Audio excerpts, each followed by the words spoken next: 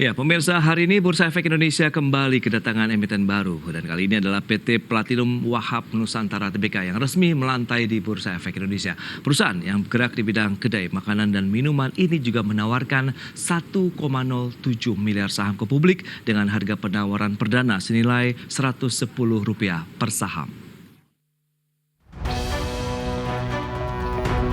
PT Platinum Wahab Nusantara Tbk, perusahaan yang bergerak di bidang kedai makanan dan minuman ini resmi melantai di Bursa Efek Indonesia dengan menetapkan harga perdana Rp110 per saham. Emiten yang memiliki merek minuman Teguk ini menawarkan 1,07 miliar saham ke publik. Adapun jumlah saham yang dilepas tersebut sebesar 30% dari modal ditempatkan dan disetor penuh dalam perseroan setelah IPO. Dengan demikian, emiten berkode saham TGUK ini akan meraih dana sebesar 117,85 miliar dari IPO. Perseroan akan memakai dana IPO antara lain sebesar 60% untuk belanja modal dan sisanya sekitar 40% untuk modal kerja. Selain itu, TGUK juga menerbitkan waran sebanyak 428,57 juta waran seri 1 yang menyertai saham baru perseroan. Waran yang diterbitkan itu sebanyak 17,14% dari total jumlah saham yang ditempatkan dan disetor penuh perseroan. Tim Liputan IDX Channel.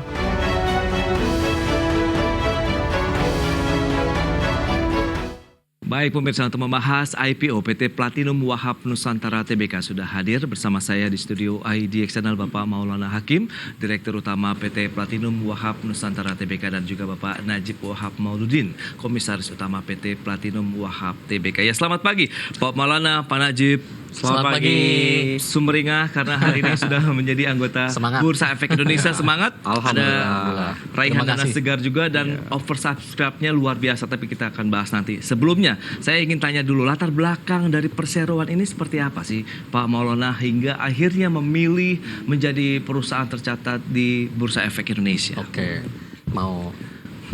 Silakan. Jadi yang pertama, terima kasih, alhamdulillah hari ini kita sudah tercatat dan resmi menjadi perusahaan publik. Jadi dasarnya memang kita ingin menjadikan brand Teguk itu menjadi brand lokal yang menyediakan minuman dan makanan yang halal, terutama karena mayoritas kita kan Muslim. Betul. Tapi tidak cukup di situ, tapi yang paling penting adalah berkelanjutan. Jadi dengan kita menjadi go public itu kita dipaksa harus lebih baik, dipaksa harus lebih tumbuh, dan dipaksa harus lebih besar. Karena itu bagian dari kepercayaan publik kita. Dan itu juga mempercepat kita untuk terciptanya good corporate governance. Dengan tercatatnya di saham di bursa ini, semua akan melihat Teguk ya, kinerja Teguk. Bahkan kita harapkan ini bisa menginspirasi buat FMB lainnya dan UMKM lainnya untuk jangan takut untuk menjadi perusahaan publik, karena insya Allah kita dipaksa harus jadi lebih baik, lebih tumbuh, dan lebih besar. Betul, karena yang mengawasi tidak hanya perseroan saja, masyarakat luas begitu ya, investor akan melihat kinerjanya. Nah, lantas bagaimana saham yang dilepas berapa banyak gitu Pak Najib, kemudian harga yang ditawarkan berapa, dan sejauh mana minat dari investor, oversubscribe-nya seberapa besar?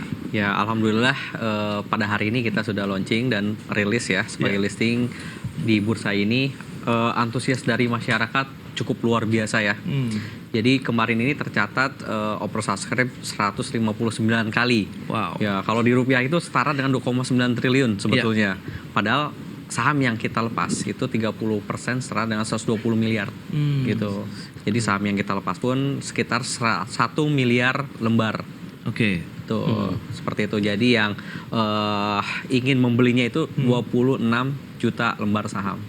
Ya, makanya sampai saat ini kita bisa ARA atau reject atas di 148 kalau nggak salah ya. 148 dari 111 rupiah yang kita tawarkan.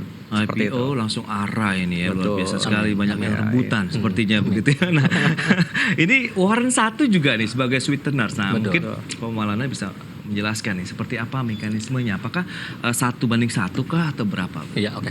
Jadi yang pasti perseroan menerbitkan sebanyak 428 juta waran seri 1 sebagai insentif bagi pemegang saham, di mana setiap 5 pemegang saham baru akan memperoleh 2 waran seri 1 ini. Jadi pemegang waran seri 1 dapat melakukan pelaksanaan waran tersebut setelah 6 bulan. atau lebih setelah sejak diterbitkannya waran seri 1 ini. Oke. Jadi sampai dengan 1 hari kerja sebelum ulang tahun pertama itu 8 Januari 2024. Oh, Sampai dengan tanggal 9 Juli 2024. baik. Udah persiapan aja nih buat ulang tahun dari Teguk. Nah, raihan dana segarnya ini seberapa banyak sih sebenarnya? Dan nanti pemanfaatannya untuk apa saja nih? Mungkin Pak Maulana bisa menjelaskan Oke, lagi. terima kasih ya. Otomatis memang jumlah target raise fund kita sekitar 117 miliar. Oke. Jadi 60% akan kita gunakan untuk capex. Capex terdiri dari pengembangan otomatis penambahan store. Iya. Dan kita juga ingin melakukan rejuvenate atau memperbaiki store-store yang memang areanya sangat potensial. Kenapa nggak kita rejuvenate? Pengembangan itu meliputi beberapa area ya. Jadi mungkin karena Teguk beroperasi non franchise, jadi semua store kita kelola saat ini sendirian. Wow. Secara terpusat. Jadi kita masih terfokus di area-area Jabodetabek, bahkan sampai Cirebon, sekitar Jawa Barat, Sukabumi, Garut, Tasik. Yeah. Nah, pengembangan yang akan kita targetkan adalah ke Jawa Tengah, Jawa Timur, berikut dengan potensi di sekitar Jakarta sendiri ya, yang akan kita lakukan penguatan. Nah, di sisi lain juga dari sisi capex, perseroan akan menyiapkan beberapa infrastruktur, memperkuat infrastruktur. Dari mulai kita akan mengelola informasi yang berdasarkan atas artificial intelligence. Karena saat ini kita udah mulai melakukan, jadi Teguk bergerak berdasarkan perilaku konsumen yang diambil dari consumer research. Salah satu consumer research yang kita lakukan melalui artificial intelligence. Alhamdulillah kita udah melakukan kerjasama dengan satu perusahaan dari Singapura, di mana notabene mereka memang ekspertis di artificial intelligence melihat perilaku konsumen. Itu salah satu yang kita mengembangkan pengelolaan bagaimana kita bisa melihat ke depan, tren ke depan, inovasi melalui perilaku konsumen. Di luar itu kita udah mulai juga melakukan yang disebut CRM, digitalisasi semua itu menjadi target kita untuk infrastruktur. Dan sisanya 40% akan masuk ke working capital, di mana bahan baku otomatis semakin besar store-nya, kita membutuhkan supply chain yang kuat, dan ditunggang dengan bahan baku yang mumpuni supaya memang kita bisa memastikan semua gerai tersupport dengan bahan baku yang berkualitas dengan harga yang terjangkau. R&D kita pergunakan, itu salah satu yang membuat kita kuat sampai sekarang. Jadi perkuat R&D, perkuat dari sisi sumber daya manusia, di mana menurut kita sumber daya manusia merupakan aset yang paling berharga di Teguk ini. Oke, nah kalau lihat dari pemaparan yang luar biasa tadi, nampaknya digitalisasi sudah mendarah daging lah, Martin, bahkan sudah masuk ke dalam tahap penggunaan AI ini. Nah, Pak Najib, Anda melihat bagaimana AI, kemudian hasil riset yang sudah dilakukan? Karena tidak banyak perusahaan yang berdasarkan riset juga nih untuk melihat perilaku konsumen ya. Ini menarik juga. Nah, Anda melihat bagaimana Pak Najib kansnya dan bagaimana kan bisa kelihatan tuh nanti tren perilaku konsumen Indonesia itu seperti apa sih kalau kita lihat dalam konsumsi sektor minuman lah khususnya gitu. Betul. Jadi kebetulan kita juga ada satu startup yang sedang kita jalankan ya, dari anak perusahaan kita juga, dan kita sendiri di sana ingin terus mengembangkan makanan dan minuman apa saja yang laku di pasaran gitu. Gitu. Bukan hanya di dalam negeri tapi di luar negeri pun seperti itu. Jadi top dari 10 besar, 15 besar. Nah, kita ngambil yang teratas yang kita ambil. Nantinya seperti itu. Jadi dengan yang di subscribe dari luar, kita pengen tahu, dan di sana kita lebih ke arah mengembangkan untuk produknya. Itu dia, berarti tidak hanya konsumen dalam negeri yang disasar, bahkan di luar pun kita bisa melihat. Makanya tadi ada salah satu outlet yang ada di luar negeri. Kita bahas nanti di segmen berikutnya. Kita kerja dulu sebentar, dan pemirsa, kami akan segera kembali sesaat lagi. Ya, pemirsa, terima kasih Anda masih bergabung bersama kami dalam Market Review. Kita lanjutkan kembali perbincangan bersama dengan Bapak Maulana Hakim, Direktur Utama PT Platinum Wahab Nusantara Tbk, dan juga Bapak Najib Wahab Nauluddin, Komisaris Utama dari PT Platinum Wahab Nusantara Tbk. Baik, Pak Maulana, mungkin bisa dijelaskan juga kepada pemirsa IDX Channel dan juga pasti investor juga yang hari ini sudah beli sahamnya. Seperti apa profil perusahaan yang Anda bangun ini? Silakan, mungkin Pak Najib mau nambahkan. Pak Najib silakan, boleh. Boleh. Jadi PT Platinum Wahab Nusantara ini berdiri di tahun 2018. 2018. Betul. Oke. Dari mulai kita itu dari satu gerai, kita melihat potensinya sangat bagus pada saat dulu. Dan kita juga punya inovatif bahwa dulu itu minuman kekinian hanya bisa dirasakan oleh masyarakat kelas atas. Oh, baik. Nah, Oke. dari sanalah kita coba membuat produk dan membuat bisnis namanya Teguk dari mulai satu gerai menjadi bagus setelah bulan kedua dan ketiga. Jadi bulan pertama satu gerai, bulan keduanya 5 gerai, bulan ketiganya terus naik. Dan alhamdulillah sampai saat ini kita punya hampir 161 gerai yang notabene non franchise dan non ventura. Oke. Jadi kita langsung di listing di sini gitu, seperti Oke. itu. Dan tambahan juga kita juga ada satu gerai di New York, di Manhattan, di daerah Soho di New York. Oke. Itu menjadi penopang yang kedepannya ini bakal menjadi bisnis yang menjanjikan. Gitu. Itu dia. Karena kalau kita lihat tadi sudah disampaikan, AI ini bisa menjawab juga beberapa Betul. pertanyaan dan melihat bagaimana tren konsumen bahkan di luar negeri. Nah, betul. dengan kehadiran salah satu outlet di New York, ini seperti apa nih? Kalau misalnya mungkin Pak Maulana ya bisa oke. menjelaskan lebih detail begitu. Apa sih alasannya kenapa harus di New York? Kenapa Iya, tidak di iya. wilayah Asia dulu misalnya? Jadi mungkin kalau kita ngelihat dulu di lokal ya. Jadi bisnis F&B di Indonesia ini kan memiliki tantangan sendiri ya dibandingin industri lainnya. Jadi terlihat dari sisi dinamika yang sangat tinggi, Oke. tren yang selalu berubah-berubah, dan kompetisi yang sangat dinamis. Apalagi kalau untuk kategori F&B di Indonesia barrier to entry-nya itu sangat rendah. Oke. Jadi bahkan hampir tidak ada. Setiap orang pun siapapun bisa dengan serta mudah untuk berbisnis F&B. Nah, dari tadi yang sempat disampaikan, kita mulai dari 2018. Jadi kuncinya kita dari awal memang kita melihat perilaku konsumen yang disebut consumer behavior melalui berbagai consumer research. Yeah. Nah, itulah jawaban yang dari awal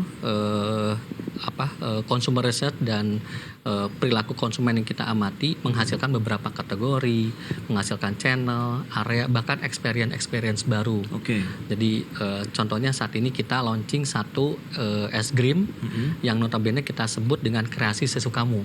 Jadi orang datang ke gerai bisa pilih es krimnya apa saja, bisa pilih toppingnya apa saja dengan harga yang sangat murah 10.000. Oke, dan itu di outlet Di Teguknya? outlet itu. Nah, Oke. itu salah satu yang terkini hasil dari kita melakukan consumer research dari perilaku konsumen. Nah, hasil yang sama itulah yang menjadi alasan kita untuk berani berekspansi lebih, gitu. Karena perilaku konsumen kan sebetulnya bisa kita amati ya dari riset digital maupun dari survei ya. Nah, itu yang membuat kita serta merta kita melakukan ekspansi ke negeri yang kiblatnya F&B di dunia. Nah, oke. kiblatnya F&B bisnis dunia kan sebetulnya Amerika Serikat. Nah, jadi dengan kita Bismillah 2022 September kita buat satu flagship store yang notabene enggak setengah-setengah, satu di jantung kota di New York, jadi di Soho, tepatnya di area memang di situ lebih banyak didominasi dengan brand-brand luar negeri.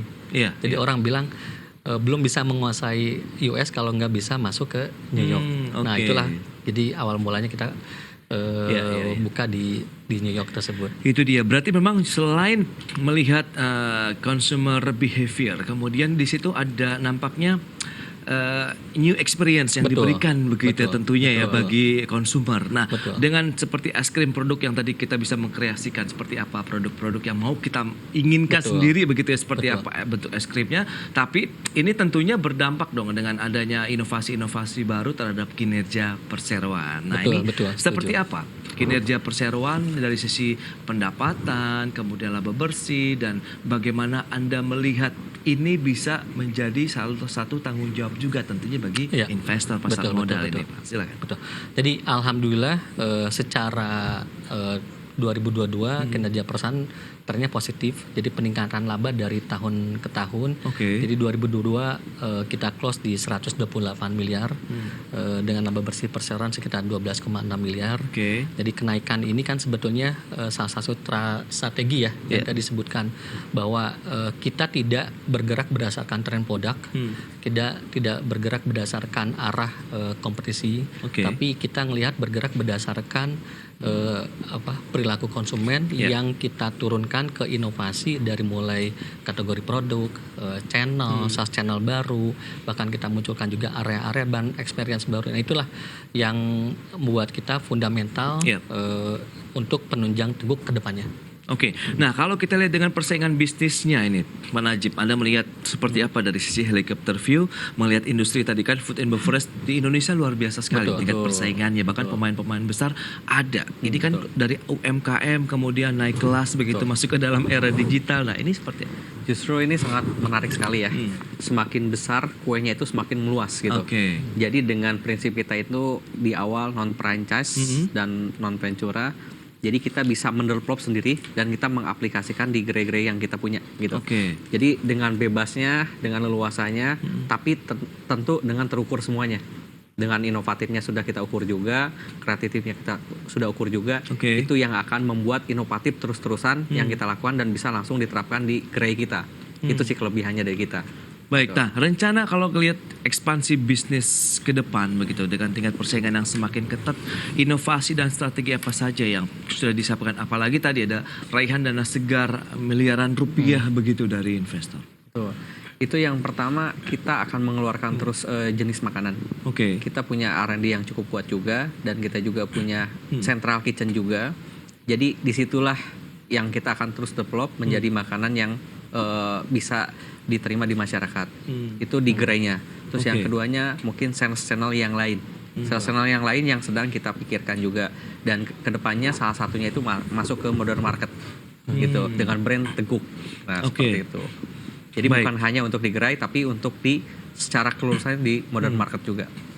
Ya, kalau misalnya Anda melihat seperti apa Pak Maulana dengan strategi bisnis yang kalau kita lihat tadi beberapa ekspansi daerah ini kan menjadi fokus juga, apalagi penambahan gerai ini tidak franchise, berarti sebenarnya terbatas tapi eksklusif dalam artian kita bisa mengendalikan secara penuh begitu ya dari sisi kualitas, bagaimana kuantitas dan lain-lain. Jadi setuju. Jadi memang dengan model bisnis franchise itu perseroan lebih fokus, punya waktu lebih fokus untuk mengembangkan strategi bisnisnya. Oke. Jadi kita kenal sebetulnya dengan multi channel dan multi platform gitu kan. Jadi di mana kita selalu mempersiapkan bagaimana satu store itu bisa tumbuh secara vertikal. Jadi kita kenal dengan multi channel. Jadi satu store itu karena kita yakin setiap tahun itu ada pertumbuhan kenaikan bahan baku, pertumbuhan UMR, bahkan kenaikan biaya sewa kalau misalkan kita ini. Nah, Teguh harus mencoba menghadapi model itu. Jadi satu store itu harus lebih produktif. Nah, itu yang kita keluarkan dengan multi channel. Jadi kalau mungkin rekan-rekan FMB melihat bahwa channel itu adalah store dan online, di mana online melalui platform digital atau offline itu orang datang store, tapi Teguh melakukannya lebih dari situ. Jadi Teguh bagaimana satu store itu bisa orang kita sebut dengan drive-thru, kita sebut dengan big order, kita sebut dengan yang memang secara garis besarnya satu store itu bisa lebih produktif. Nah, di samping itu kita juga kembangkan yang disebut horizontal. Jadi pada saat kita akan mengembangkan yang tadi sebutkan ekspansi, jadi ekspansi itu tidak serta-merta kita dalam bentuk store yang besar. Tapi kita bisa memang small store yang dimana di situ potensinya lebih besar. Karena kita ngelihat potensial untuk mendapatkan profitnya daripada potensial untuk mendapatkan exposure-nya. Target ada berapa outlet tahun 2023? Kemudian fokus wilayahnya apakah tadi masih Jabodetabek saja atau bisa lebih jauh lagi? Yang pasti akan lebih jauh karena memang bagaimanapun di hasil survei kita bilang Jabodetabek itu menjadi backbone kita. Karena memang roda ekonomi dan pertumbuhan penduduk sangat besar Jabodetabek, itu menjadi potensial kita untuk tetap dikembangkan. Jawa Tengah, Jawa Timur itu menjadi target kita juga di tahun ini. Jadi tunggu saja kehadirannya Teguh di beberapa kota Jawa Tengah, Jawa Timur buat bapak-bapak dan ibu-ibu. Dan yang paling utama adalah kan sebenarnya tidak hanya mengenai store-nya tapi channelnya yang akan kita perkuat. Itu dia. Berarti memang inti dan jaringannya ya, Betul. serta distribusinya itu yang akan tetap dijaga dari sisi kualitasnya begitu, sehingga hasilnya ya tidak mengecewakan konsumen di Indonesia. Betul. Pak Maulana, Pak Najib, terima kasih banyak atas kasih. waktu dan sharing yang sudah Anda Terima sampaikan. kasih, Selagi sama-sama. selamat sudah menjadi anggota Terima Bursa kasih. Efek Indonesia pada hari ini ya. Ya. Baik, pemirsa, 1 jam sudah saya menemani Anda dalam Market Review. Saya Prasetyo Wibowo beserta kerabat kerja yang bertugas undur diri. Terima kasih dan sampai jumpa.